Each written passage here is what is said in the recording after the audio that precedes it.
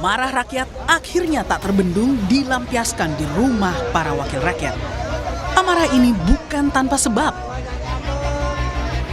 Tingginya tunjangan anggota DPR yang sangat bertolak belakang dengan realita ekonomi masyarakat membuat para mahasiswa dan pelajar berunjuk rasa dan menuntut tunjangan tak masuk akal itu dihentikan.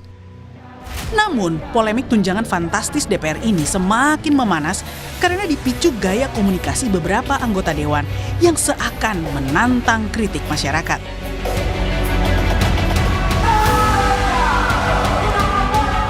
Hingga akhirnya bergema tuntutan agar DPR dibubarkan.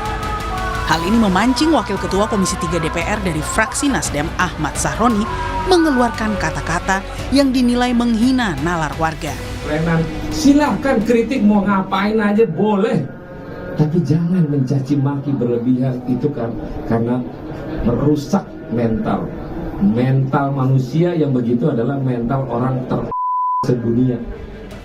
Ucapan Sahroni ini memancing kritik keras hingga tantangan untuk berdebat dari seorang diaspora Indonesia di Denmark, Salsa Erwina.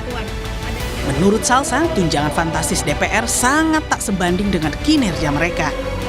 Karyawan dimanapun saat gajinya dinaikkan berarti kinerja mereka itu bagus. Nah sekarang kita pertanyakan apa kira-kira bagaimana kita mengukur kinerja dari DPR.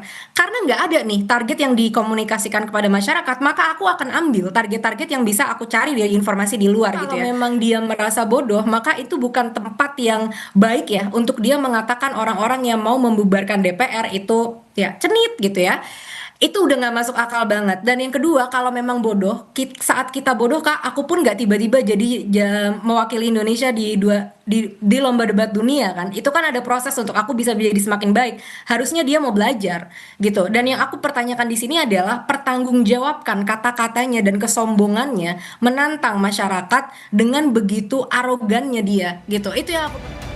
Hingga kini, belum ada penjelasan yang konkret dari pimpinan DPR soal tunjangan fantastis selain rumah. DPR pun dituntut terbuka dan akuntabel soal pendapatan dan tunjangan yang diterima, karena semua itu berasal dari pajak rakyat. Tim Liputan Kompas TV.